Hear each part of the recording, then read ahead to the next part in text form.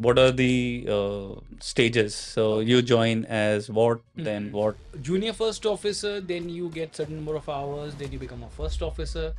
After that, next stage is senior first officer. After that is a captain. How difficult is it for somebody who's an average student in class? Because physics and maths is mandatory. You have to forget a lot of things that you have studied in school.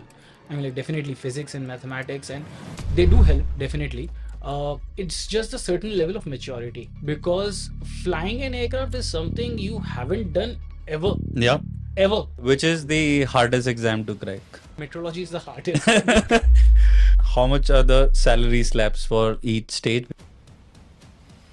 Salary starts from about 1 lakh to maybe 1.5 something, if I'm not wrong. Yeah. Then you fly more. That is approximately 6 months or so flying. You become a first officer. At that time, your salary increases to about 2 lakhs. Yep. Hi, hello everyone. This is Chakit from VAC Global Education. In this video, you will going to get a lot of information about how to be a successful pilot and how to do your course effectively so that you would be able to get the complete knowledge about how to be a pilot, how to have a successful career, how to do your pilot training, how to plan it, and things around Indian aviation scene. So we are going to discuss a lot of things with Rahul. He's one of the leading partner, a captain with an airline in India. He did pilot training with me. He's the one who continued his career, and I had to deviate to do other things. And now I am an education consultant. So if you are watching this video is going to help you make better decisions on your career, be it pilot training, and you can follow us, subscribe to us so that you can get information about different type of programs which you can do in different part of the world. Like we cater students who are planning to go to Australia, New Zealand, Canada, UK, Dubai, and different part of the world. So welcome, Rahul. Thank you so much, Shakir. Thanks. Great. So, like everyone else who get curious about why did you choose this pilot as a career? So let's start from there. That why did you choose to become a pilot? First of all, thank you so much for having me over here. I'm glad to be here so that I can share insights about pilot training and maybe help a few students to better their training and get into this amazing field of aviation. Perfect. About getting into aviation, it's it's been quite some time now. I started my flying training way back in 2008, as you know. Yeah. We both started together. Yeah. Uh, how did I get into aviation? Well, it's there's no one simple answer to it. There are a couple of things that got together, and then that got me into aviation. So whilst I was doing my 11th and 12th, at that time I had absolutely no aim of getting into aviation or becoming a pilot. Uh-huh. I did have someone in my neighborhood who was a pilot who was actually doing his flying training from New Zealand at that time. So Okay. just got to know about things from him, and then eventually I started to learn about things. Saw that movie Top Gun, which had a huge impact upon me. From there onwards, this thing started building, and I started reading books about aviation, watching things, videos about aviation. So through that, and also being a 16-year-old kid at that time, anyone who is of that age thinks about only a few things in their lives: what to want, what do they want to become in life, what inspires them, what brings passion into their lives. So I think aviation was one thing that Excited you. yeah, absolutely, it excited me the most. I ticked all those boxes, and from there onwards, my mind was totally focused on only one thing, that I want to become a pilot. And then I convinced my parents about it. My parents were very helpful, just like all other parents are. Yeah. And yes, they did help me a lot, and from there onwards I started my journey.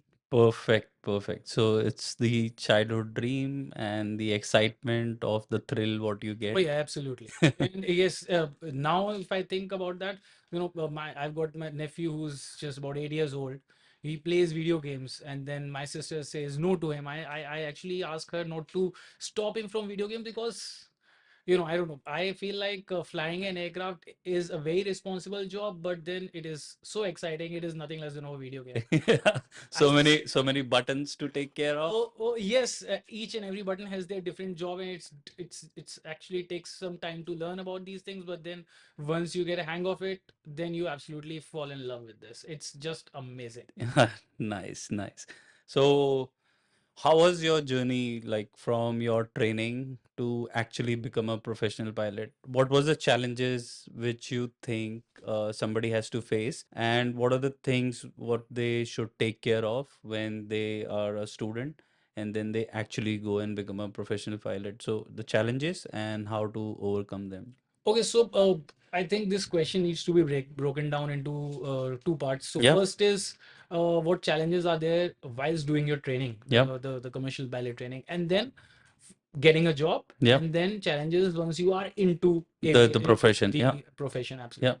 So as far as getting into the flying part, the initial flying part, first of all, the most important thing is choosing the right flying school, Mm-hmm.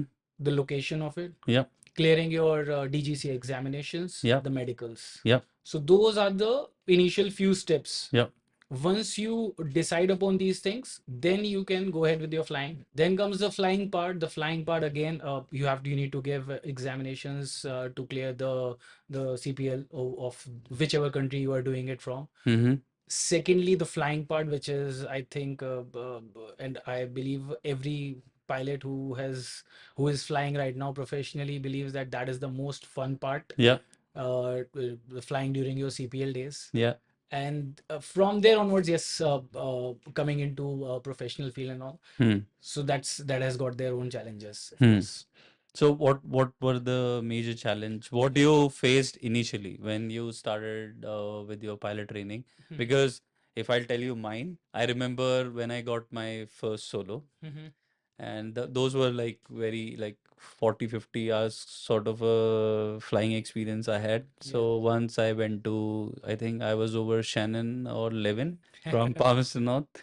Like it's like 50 kilometers away from there. Yes, And approximately 20 miles or so. yeah, so I was planning to do the engine failure practice. Oh First time ever. wow. No, no, Engineering after practice. solo. So it was my first time ever doing the engine failure. So I pulled out the throttle, and this was, I think, JDC, which program, like which aircraft model? Yeah. Yes, yes. And then suddenly the engine stopped, like literally it stopped, and I literally forgot all the procedure and everything. All I could remember was put the throttle in. And then luckily, and it was winters, Mhm. and I was sweating at Yeah. 3000 feet, and I'm sweating like anything, and I was scared to death that how I am going to survive today, I don't even know.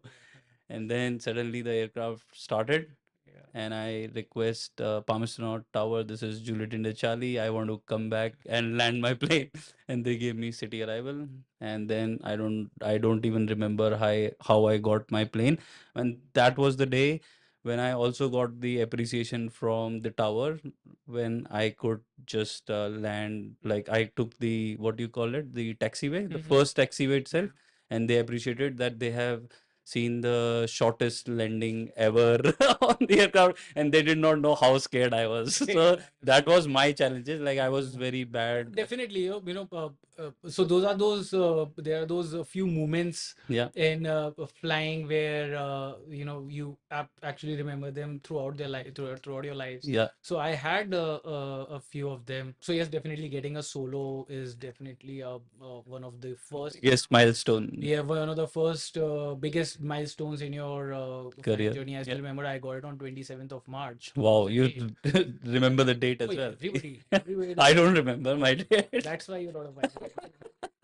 True. Yes, so every pilot remembers their first solo, 27th March 2008. That was when I got my solo on Tomahawk. Yeah. And after that, since we both have done our flying training from New Zealand, Yeah. one important aspect and one amazing aspect about flying in New Zealand is you get to do a lot of different exercises which you generally don't do in probably India. Hmm. I have talked to pilots who have done their flying training in India. As compared to them, I think we have done so many different things, like stall, and then there's advanced stages of stall, like a wing drop stall, Yeah. then spin, Yeah. and then short field landings, grass landings. I don't know if there are many if there are many grass runways available over here in India, or as a matter of fact, there are a few available other places also. But New Zealand, it was a very common You practice. remember that Foxton Yeah, airstrip, exactly. which have like Military air base, and near there's a the huge military. trees right in front Oh of the yes, runway, so you have absolutely. to do Mhm. the Crossing, landing crossing crosswind slab and landing. Yes, you absolutely. just need to That was so normal for us. yeah I mean, like just low flying. random flying. We are going like you Yeah. said, Levin and Shannon, and then just one odd day we think, okay, let's do a grass landing or short field landing or at So you can choose whatever exercise you want to do. low flying, Yeah. flying very low to the beach. Yeah. They have changed the rules, I believe, recently. You cannot go below 1,000 feet, I Yeah, guess. somewhere Yeah. around there. But at that time, 2008, I think 50 feet, we could very well go below 100 feet. So I Yeah. remember flying at 100 feet, 50 feet over the beach. Yeah. And those all things. So yeah, and again, so we're talking about the things that have happened. So I had an engine failure mid flight, mid air once, while crossing the northern island and the southern island. Cook Strait. In between them, I Yeah. remember. We had taken off. So I was flying with another pilot. Yeah. So we had taken off from Marlborough. I can't remember the place. Nelson, I think. Nelson Marlborough. Yeah. Yeah. Yeah. So Nelson, we took off, and then the aircraft wasn't producing any power at all with full power, and then we were not able to climb. We were descending and all. Probably it was carburetor icing. I can't remember what exactly the reason was. Yeah. And then we had to declare a pan and land back. Yeah. I spent the night over there, and that experience, because you're flying over the sea. We had I did have a handful of hours, but you definitely get scared. Yeah, Because you're correct. just student pilots, not Yeah. professional pilots at the time. So flying over the water, And that too a small aircraft. It's that was Cessna. small aircraft, that's Yeah. just a two-seater aircraft. So yes, I had all sorts of thoughts in my mind, and similarly the pilot with me, and then we both were just praying that we could just return back. So yeah, thankfully we returned back normally. A full pan was declared, and we had all the emergency vehicles waiting for us. But luckily, so then it was carburetor icing when the maintenance took over the aircraft. They did the engineering stuff, Yeah. and the reason was this. And every incident in New Zealand has to be reported with the CAA. Absolutely. Yeah. No, that the regulations in New Zealand are very, very strict. Yeah. You can't, as a matter of fact, that thing was published in the newspaper the next day. Yeah. So you can't get away with doing anything. The regulations and the laws are very particular in New Zealand. Perfect. So challenges are obviously that you need to make sure that all the training what you're doing it's under supervision and you need to be very very particular about the procedures and everything what you are being taught. Absolutely. How difficult is it for somebody who's an average student in class? Because physics and maths is mandatory. So what do you think what probably can be the things what they need to take care of while they are deciding upon that yes, we want to become a professional pilot?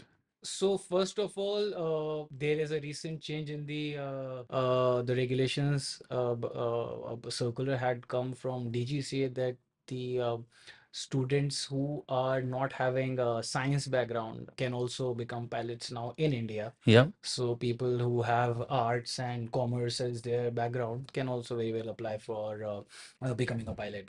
Now, having said that, an average student, what I believe is that once you get into aviation, you have to forget a lot of things that you have studied in school. I mean, like definitely physics and mathematics, and they do help definitely. It's just a certain level of maturity, because flying an aircraft is something you haven't done ever. Yeah. Ever. Yeah. So it's just like if you're going to a college, Yeah. you're studying something, you have studied In mathematics in a school. in Yeah. school. Yeah. You have studied physics in school. That's you are building upon in Yeah. college. And when you get into aviation, you have absolutely no idea. Yeah. I had no idea. Yeah. Neither did you. Yeah. So it's just like starting from the scratch. So the best part from starting from the scratch is that you everybody is at the same level. Hmm. So now it is upon you, just through sheer hard work, doing your things, learning things properly, memorizing whatever needs to be memorized, learning your procedures. If you do that religiously, then it is not, I would not say that it is too difficult. Yeah. Yes, it definitely takes some hard Time work. to get hang of it. Yeah. Yeah, time to get hang of it, and also hard work. Yeah. Surely hard work. It's hard work is required always in your life. Which is the hardest exam to crack?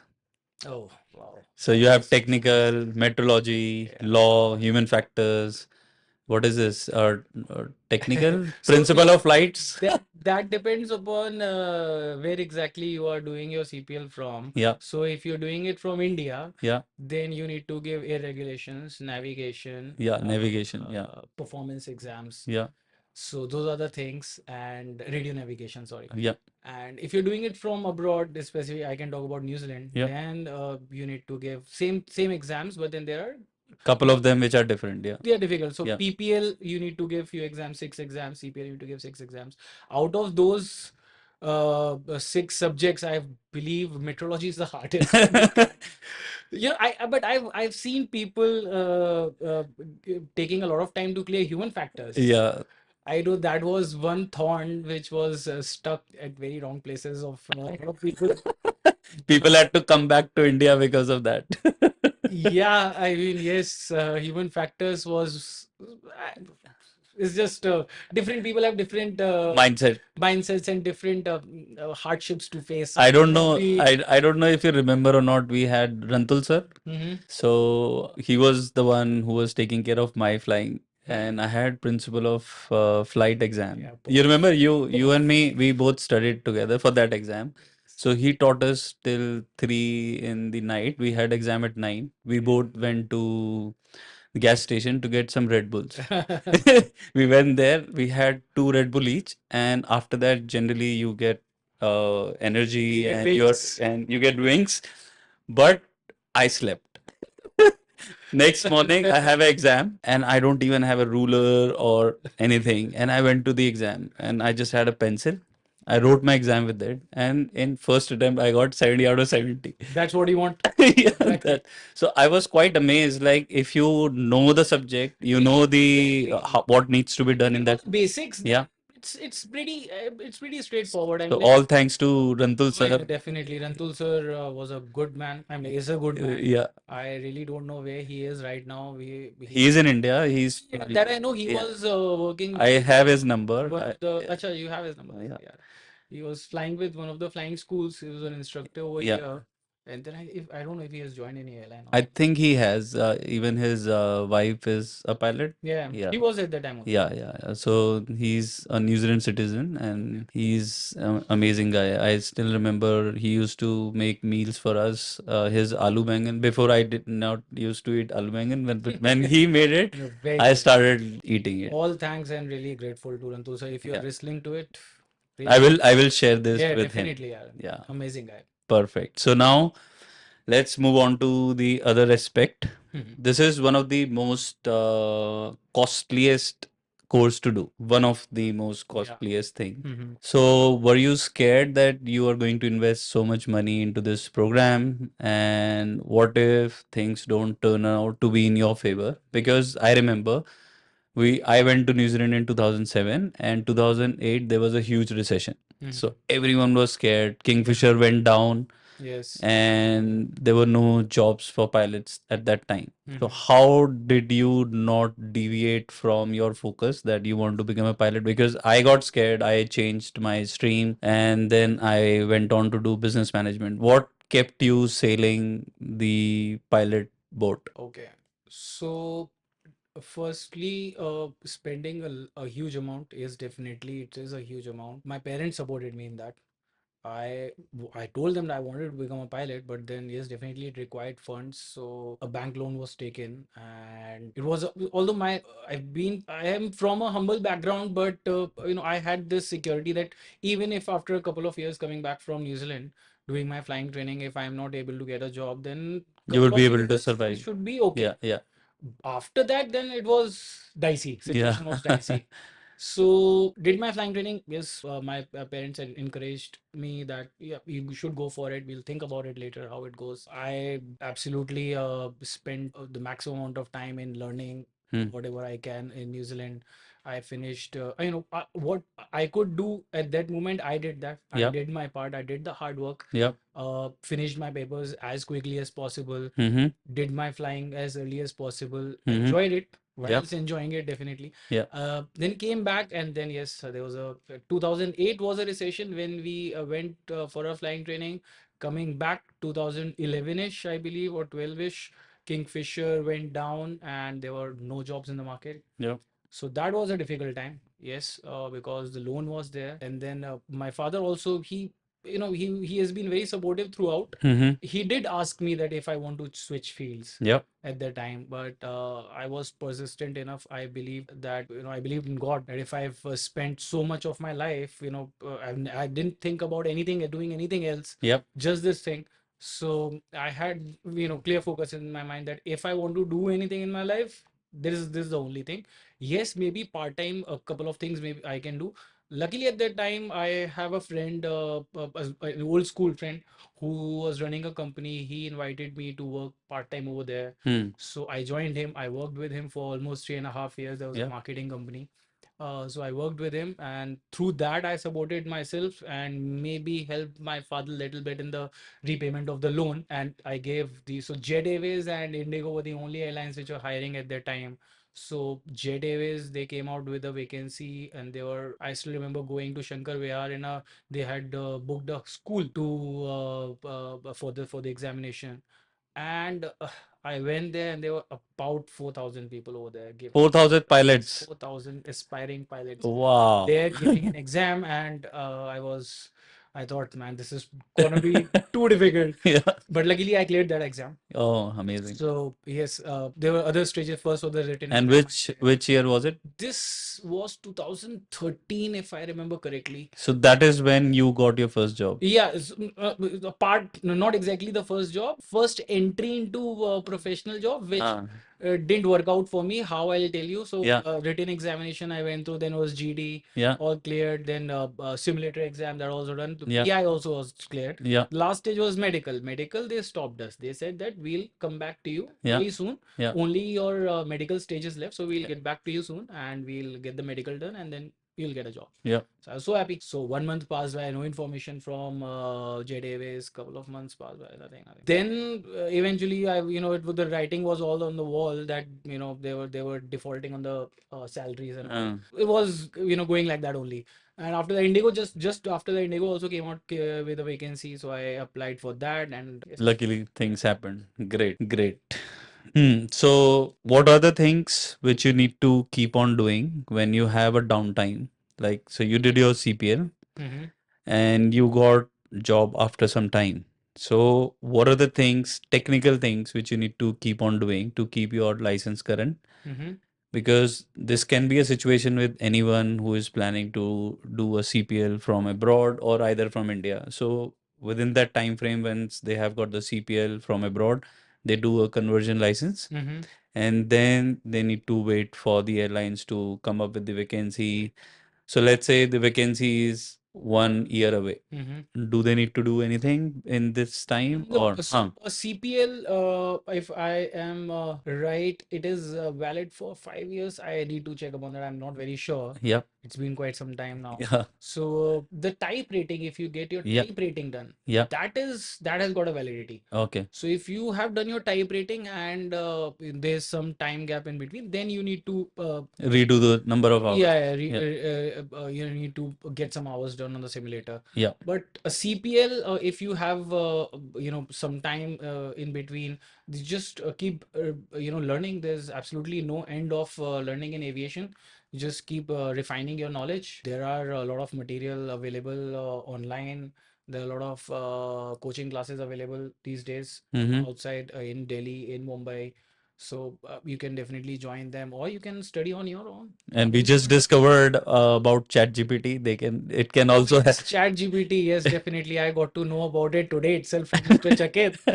That also he showed me how ChatGPT can create an entire flight plan from anywhere to anywhere. So yes, you can definitely take help of ChatGPT. Any tool that can make you a better pilot, make you a better person in your help you out in your career, you should definitely go for it. Perfect, perfect. So now let's get into the daily life of a pilot.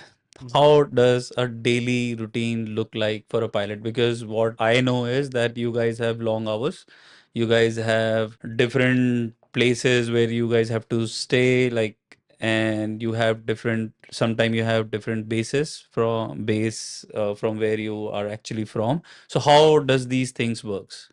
So once you join an airline, you get a base, which is your domicile base. Uh, 99% of the time you get it. Sometimes the airline they ask you to go to some other place, some other base depending upon their requirement. But usually you get your home base. So like my home base is Delhi. Yeah. So all my flights they start from Delhi. Now there are two kind of flights. One are the return flights. We call them QTAs, quick return flights, Yeah. quick turnarounds, Yeah. and the other are the layover flights. Yeah. So QTAs could be going from Delhi and going to anywhere else, and then coming back. Eventually, I come back to Delhi. Yeah. So now this could be one sector, two sector, three or four, maximum four sectors. Yeah. ATRs, people who fly ATRs, the pilots, they can have five sectors, depends upon the FDTL. Yeah. The flight The duty time duration. Yeah. limitation, yes. Yeah. So in those FDTL hours, and of course there are so many other things. That night flying, if you're flying through night time, if you are flying through WOCL, that is the window of circadian low 2 to 6 a.m., then it has got certain limitations. Then your flight duty time limitation decreases. Mm-hmm. So the maximum you can, whatever you can fly in those FDTL, you can fly. So you return back to Delhi, that is your QTS. Now we don't have all, four sectors every day. Sometimes just a short flight, maybe Delhi, Lucknow, and then coming back to Delhi. So that's like what, a 45 minutes flying time to Lucknow and then coming back. So you get done with your day in what, like about 3 hours. So, and the rest of the day is free for you. The other days you could be flying four sectors. Those are the long days. You could be flying from Delhi to Mumbai, Mumbai to, I don't know, maybe Bangalore, Bangalore to Hyderabad.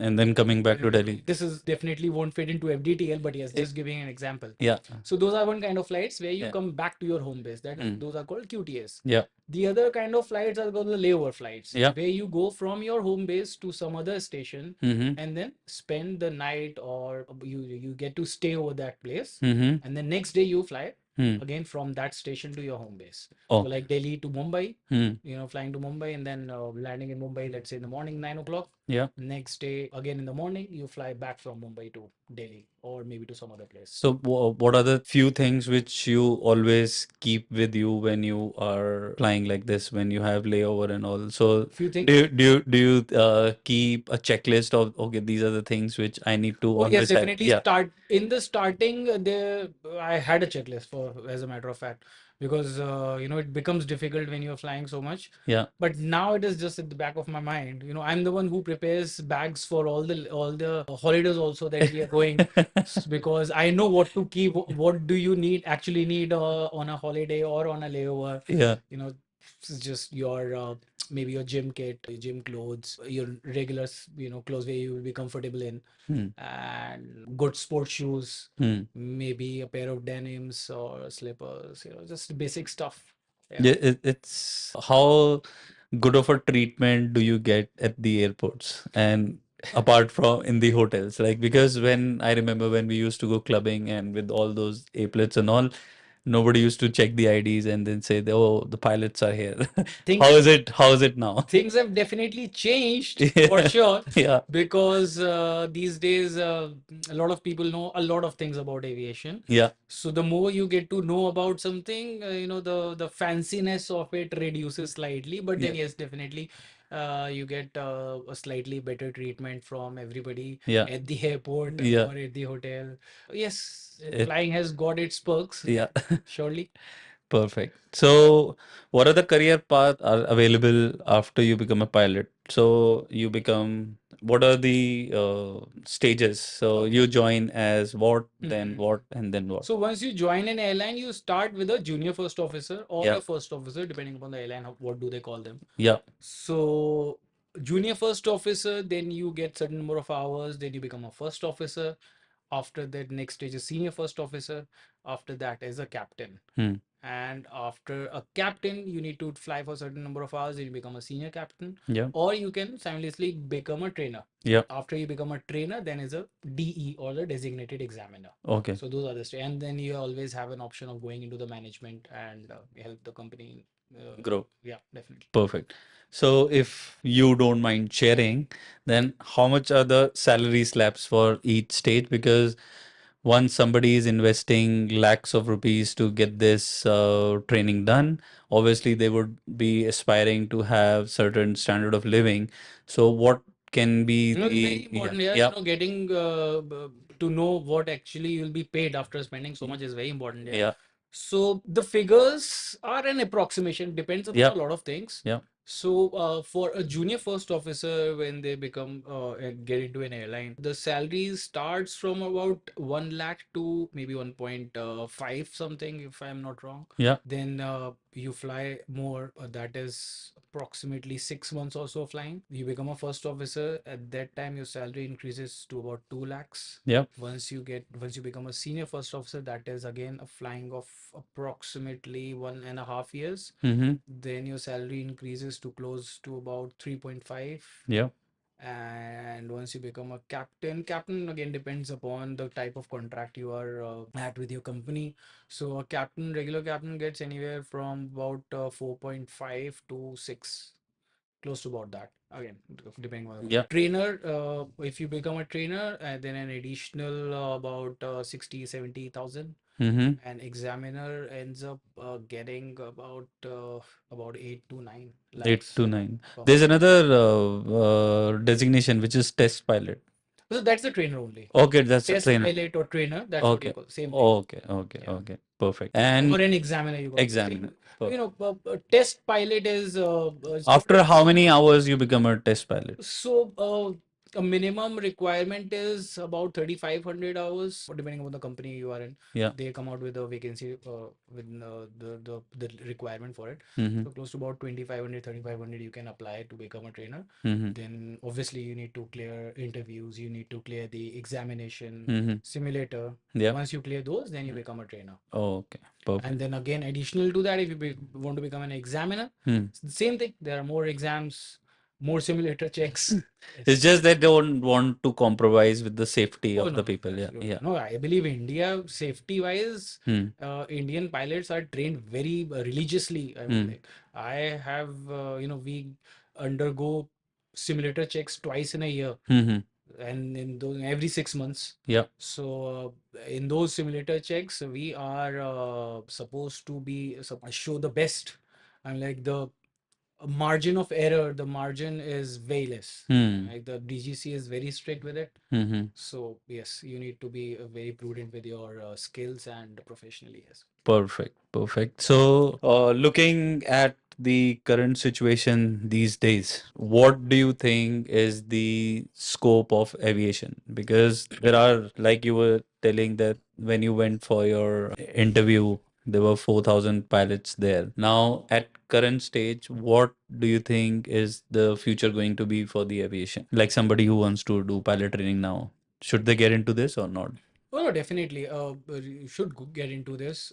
Firstly, at the time when I did my flying, the situation was completely different. There were a few airlines which had crashed. These days, also, the last airline to crash was Goer. Yeah. So, yeah, definitely affected the market. There were a lot of pilots out in the open. Luckily, but this time, there were airlines who were able to Take them on grab board. those Yeah. pilots, Mm-hmm. and all of them, mostly, most of the people that I know, they are flying now. Mm-hmm. Unlike the time when I did my CPL, there were not many airlines who were hiring. Yeah. So that's one thing. The other thing is looking at the future of aviation, there is definitely growth. I'm like a few. I think last month only our civil aviation minister he was speaking somewhere. He pointed out to a fact that in the next 15 to 20 years, India is going to need close to about 20,000 to 30,000 pilots. Wow. So that is, if you work it out, that comes out to be more than 1,000 pilots every year. Yeah. So there is surely a very huge demand of pilots in India and Mm-hmm. also abroad, Yeah. because abroad is India is one of the fastest growing aviation markets in the world, Yeah. and so are the other markets, the Middle East, the Southeast. They are growing at a huge pace. Hmm. So everybody is getting new aircrafts every day. Yeah. They need pilots to fly them. Hmm. So there is a huge requirement to become a huge requirement for pilots right now globally. Yeah.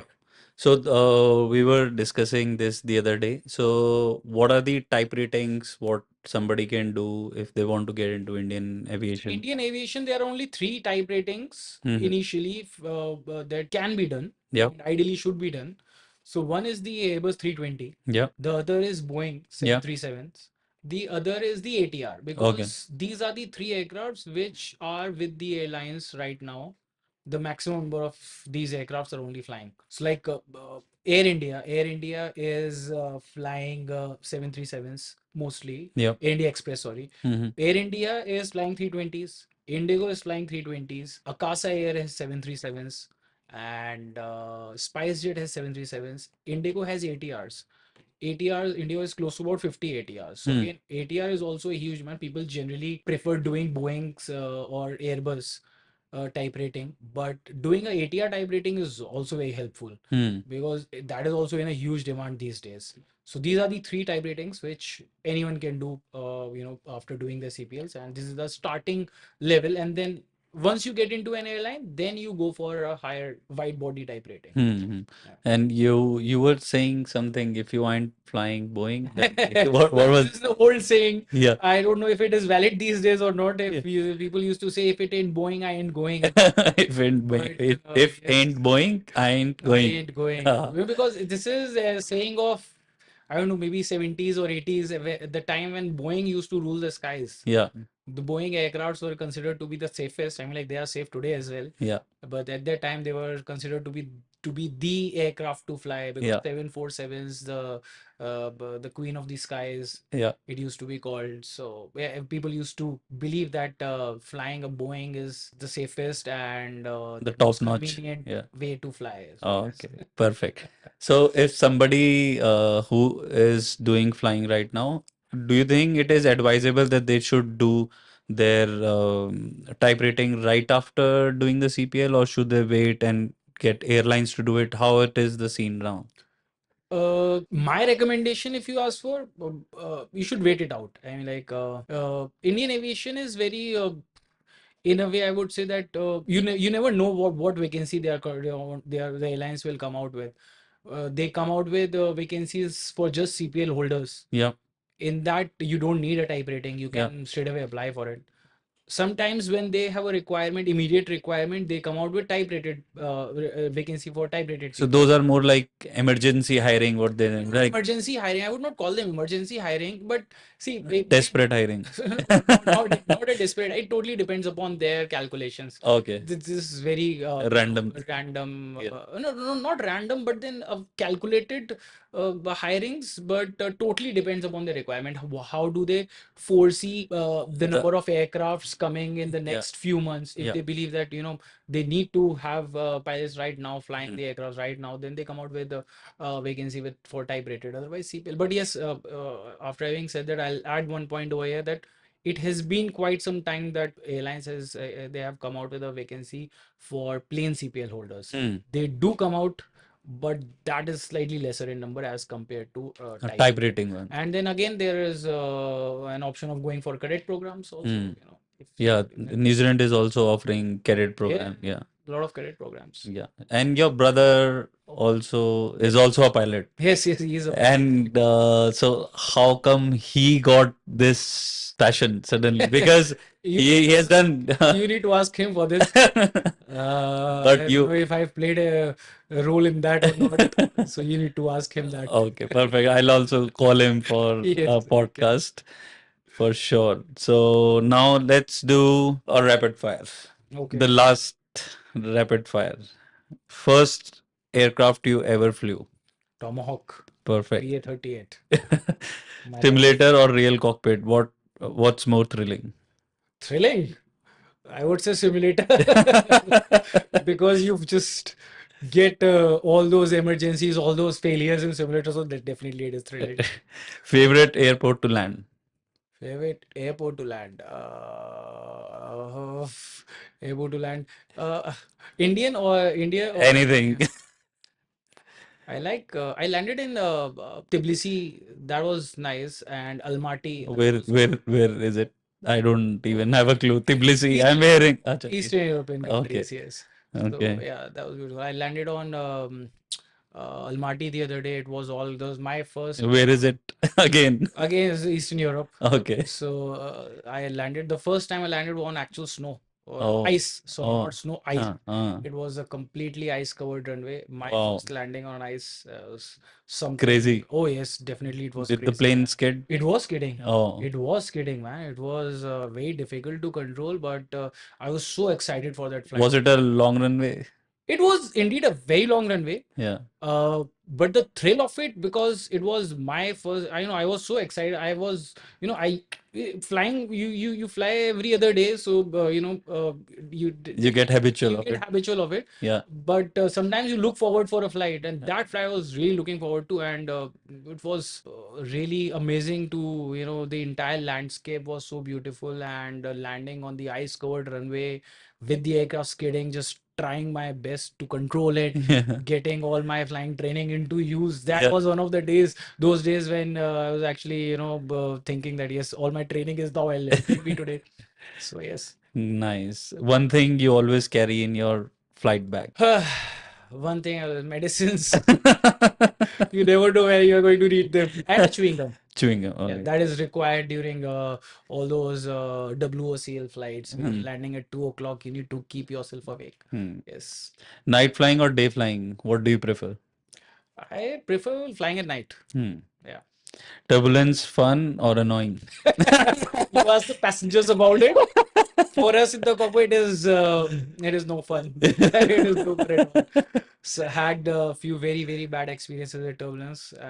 So would never want to fly into turbulence. What's your favorite in-flight snack? My favorite in-flight snack is fox nuts. Fox nuts, the most expensive nuts at the moment. BR is getting a lot of funding for it. Longest flight you have ever been on duty? Flew to Istanbul. So that was the longest, 6 hours, I believe. Yes. Perfect. Scariest moment in the cockpit? Scariest moment. Uh, I once had a medical emergency on my flight. I was scared for the passenger actually, Hmm. whether the passenger was, how well the passenger is doing. Luckily, we were able to land in a very short period of time. So yeah, and the passenger also made it.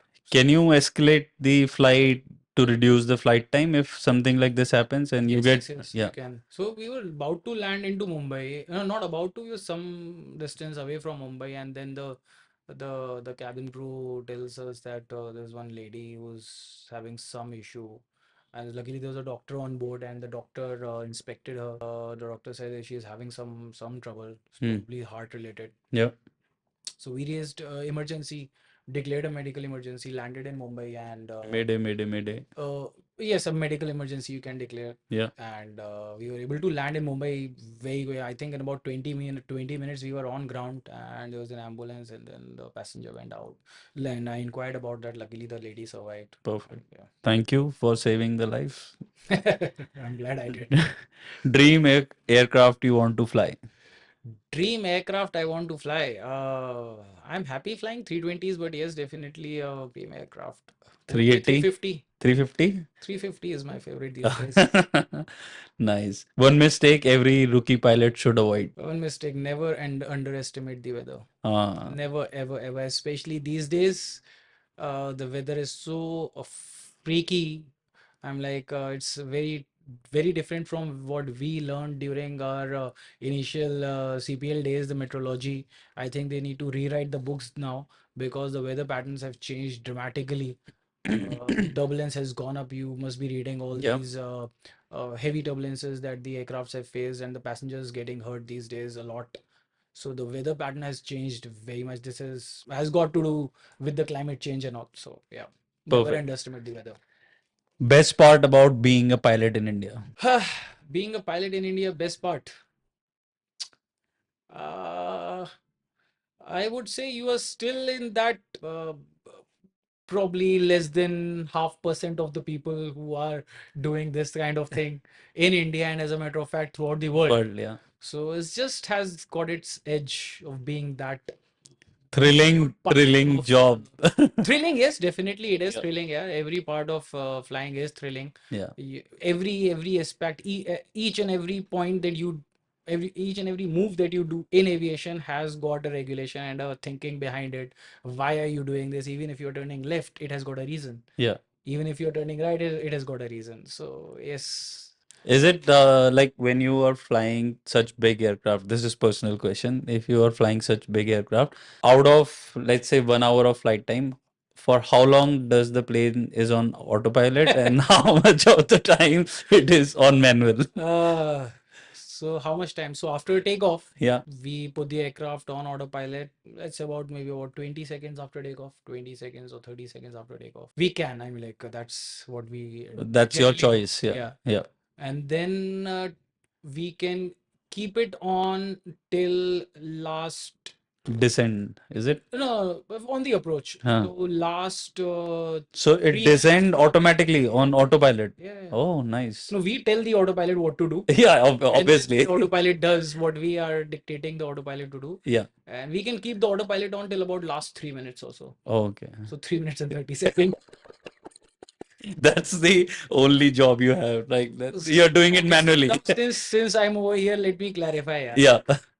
Automation, because a lot of people think this that automation is doing everything. We are not doing anything. Yeah.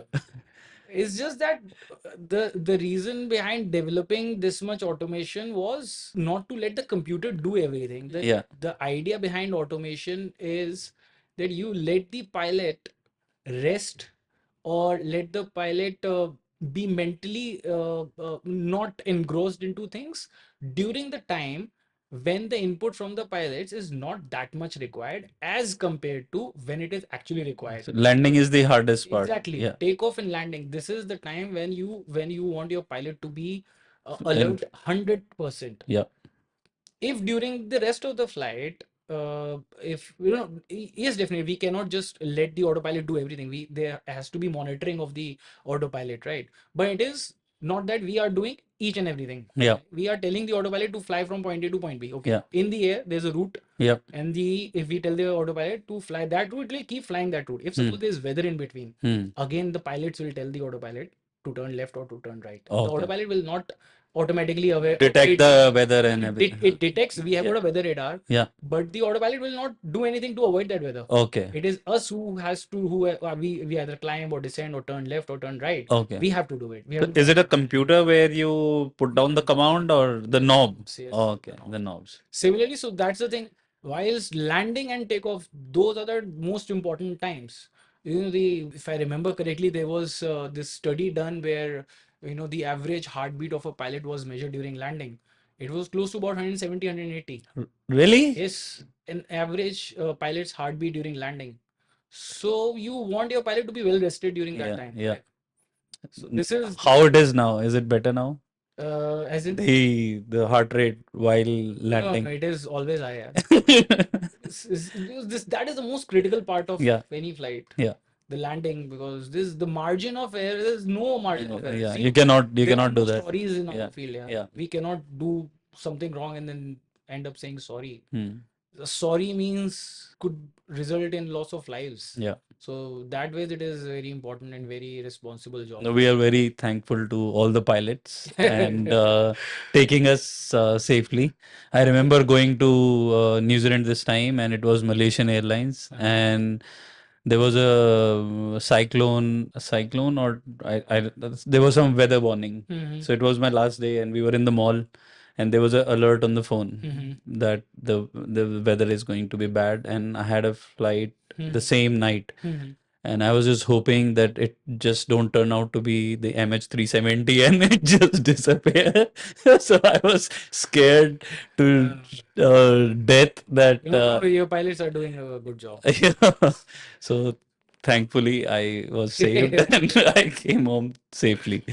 So great. So I think we have covered pretty much everything what somebody should be aware about, the personality, the kind of things they need to take care of, the opportunities and everything we have covered. Any last message you have for somebody who is aspiring to be a pilot in the future or right now? My advice to any aspiring pilot is don't look at the glam behind it. The glamour may or may not follow. It's just that you should believe in one thing, that aviation still is a very small industry. Yeah. And you're lucky if you are in that small industry. Just fall in love with flying first, because that's what I did. Yeah.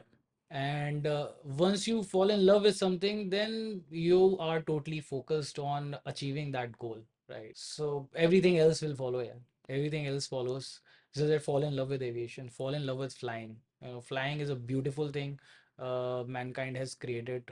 It's a magic. That's what I believe. Yeah, true. So just live that magic. I'm also here because of flying, even though if I'm not flying, but No, the no. reason that I got the opportunity to go abroad and do my flying, even though I did not pursue that path, but all the learnings which I got from flying actually helped me in surviving. It does, yes. So I'm very glad I did that, and I met people like you who are so helpful Same. and so helpful and courageous and focused. I'm Perfect. glad I'm here. Perfect. So on that note, we'll take your leave, and I wish you best. And if you guys have any questions regarding doing your flying, doing your training, doing your exams, if you need any assistance, any help, and if I can play any part in that, I'll be more than happy to help you. We have got types with couple of flying schools in New Zealand. If you want to explore those options, then do connect with us so that we would be able to help you. So thank you, Rahul, Thank you so for much. all your time and giving us so much wisdom and knowledge.